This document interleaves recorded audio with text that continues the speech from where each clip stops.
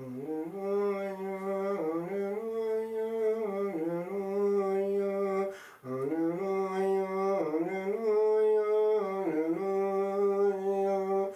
adore you, O Christ, and we bless you, because by your cross you have redeemed the world.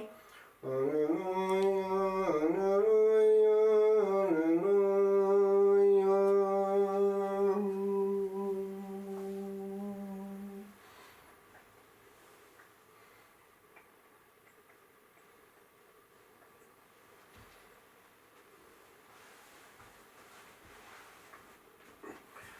The Lord be with you.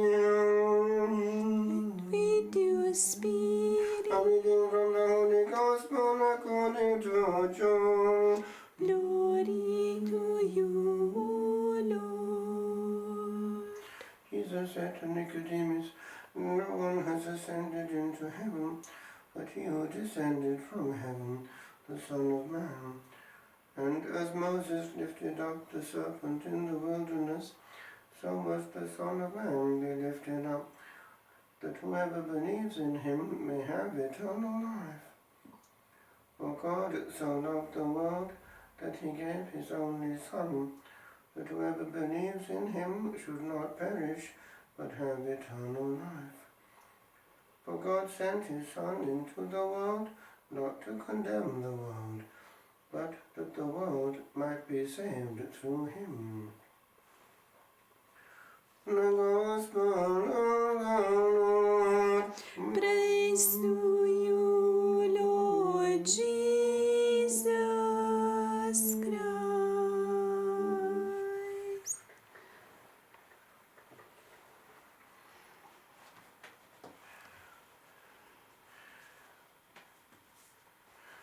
Some years ago, the Congregation for the Doctrine of the Faith under Cardinal Ratzinger issued the important document Dominus Jesus, indicating that there was no salvation without the Saviour, therefore without the cross.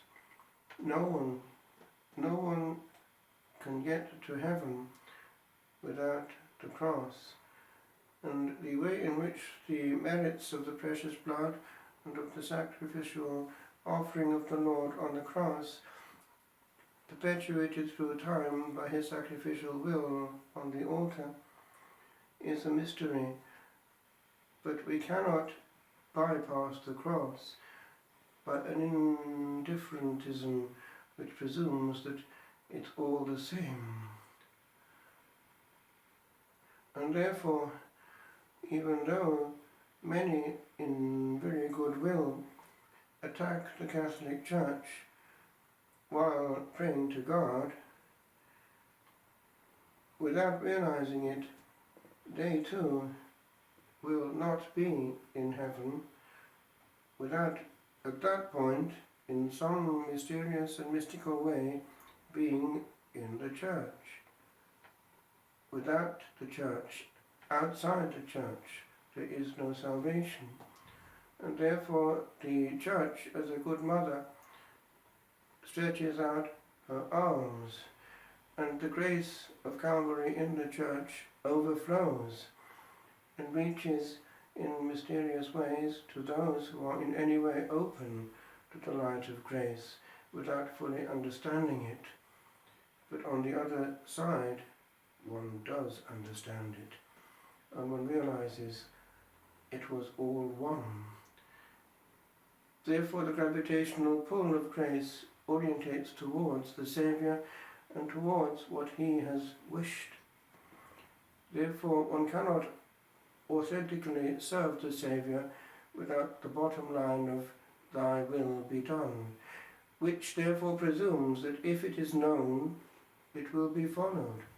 And therefore one sees how virtually souls who are in good will and good faith are orientated towards further light, but they are conditioned and blocked by the parameters of their culture.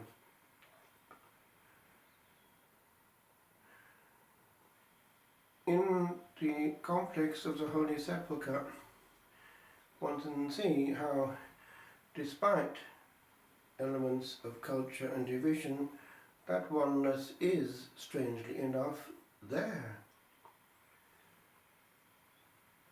Various groups, essentially the Latin Rite, and then the Greek, and then somewhat the Armenian Rite, contend.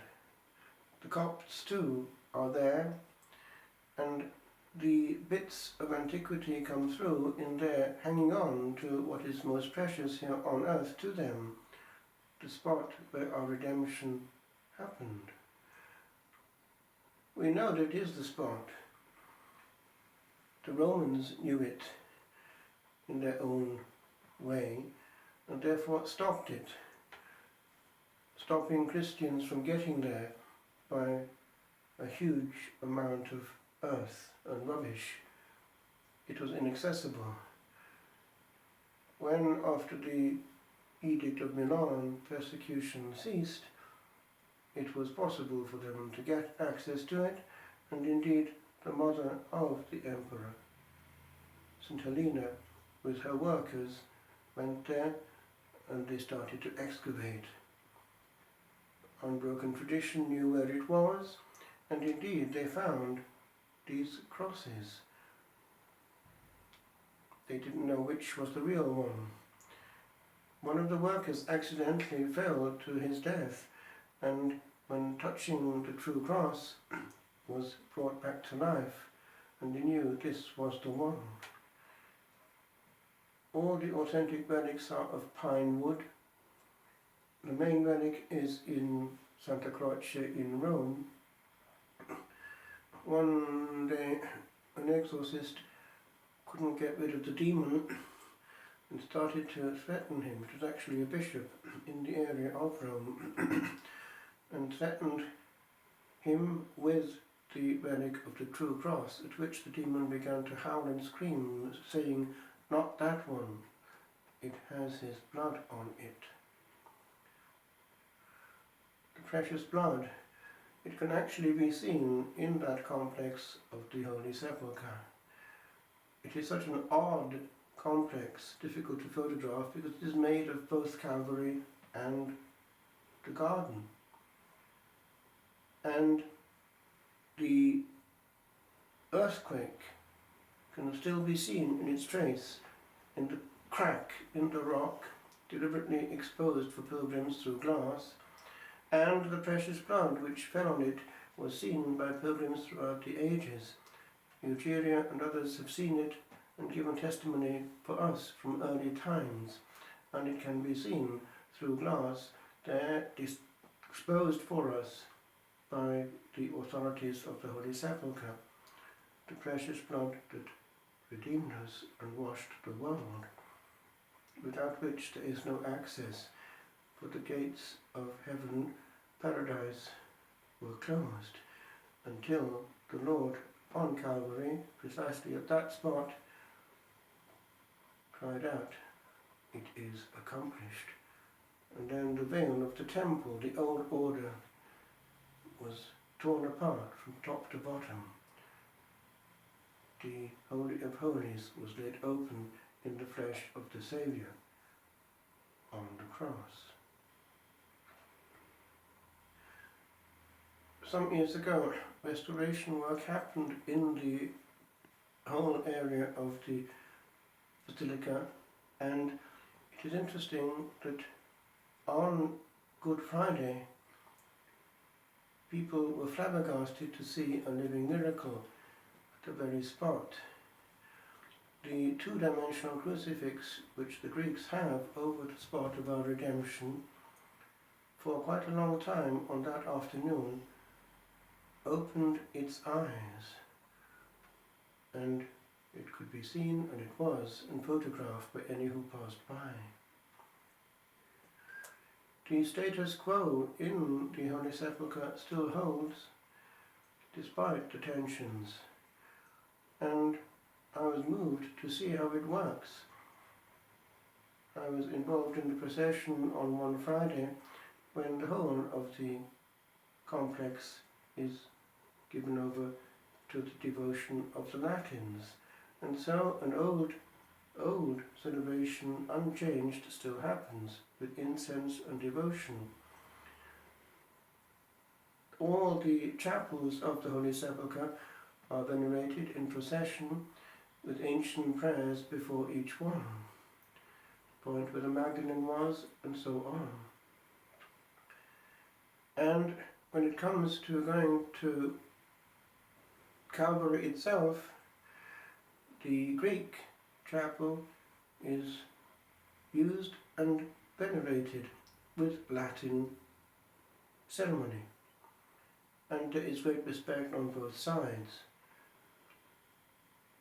Later on the afternoon of the Friday, the Greeks have access to the whole edifice, and it works very calmly.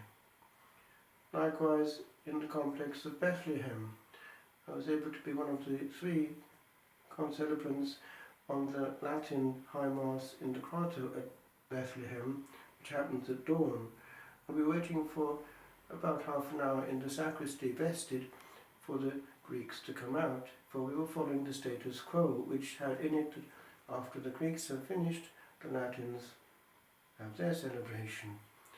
And so, because they go on for a long time, 3 hours, it is fairly difficult to pinpoint when it will be ended. So it can be half an hour either way. But it works. And again, it works on the spot, hallowed by the event and by the prayer of the centuries. The Lord did suffer atrociously on that point of our geography, the central point of our geography. And indeed, it is there, that other part of the complex, that the miracle on Holy Saturday occurs. The holy light comes from heaven and ignites the 33 candles of the Patriarch, who has to be the successor of the first Patriarch of Jerusalem, St. James, and therefore for historic reasons it is the Greek Patriarch. Antiquity before our eyes. St. Pio of Pietrelcino insisted with regard to priests not abusing the precious blood. He demanded that they be demanding themselves in hearing confessions with a firm purpose of amendment, lest, he said, they bandy about and abuse lightly the precious blood which gained our redemption. Otherwise, what happens is that we abuse the precious blood and we don't take seriously what the Lord did for us. There is a problem with the sacramental system which is automatic without interiority. Grace passes, but it hits a hard heart if that is the case. St. Pio of Pietrelcina, like the Kirevas before him, knew what was going on in a soul and demanded that if there was sin, it be stopped. One cannot rubber stamp a sinful situation or bless it. Outside the church, there is no salvation. That means that we have to embrace those who are trying to find their way to heaven by applying the merits that we have in the church, those of Calvary, by our word and example and our invitation to them to come closer to the source. For all that has come out of the church, there's bits of it. What works in other communities of prayer works because they've come from the church, but they are orientated towards the centre. There is therefore a certain unity, for the bottom line is that all humanity is in a mess. The Lord has a method of saving us. Our duty is to do our bit and be at our post. It is the Lord's work, but He actually wants collaborators. Lest souls be lost forever.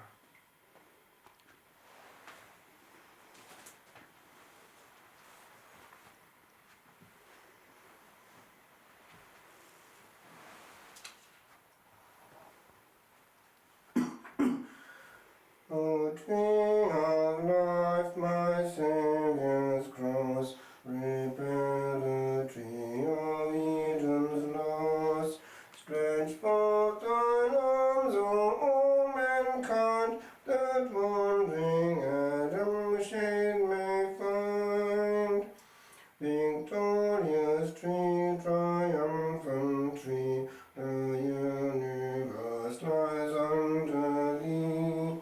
Unmoved thou standest o'er the world, unrocked as this small globe is whirled. Thou art the crux of all that is, the hinge where hangs all that is his. And what is ours in time and space, the universal meeting place.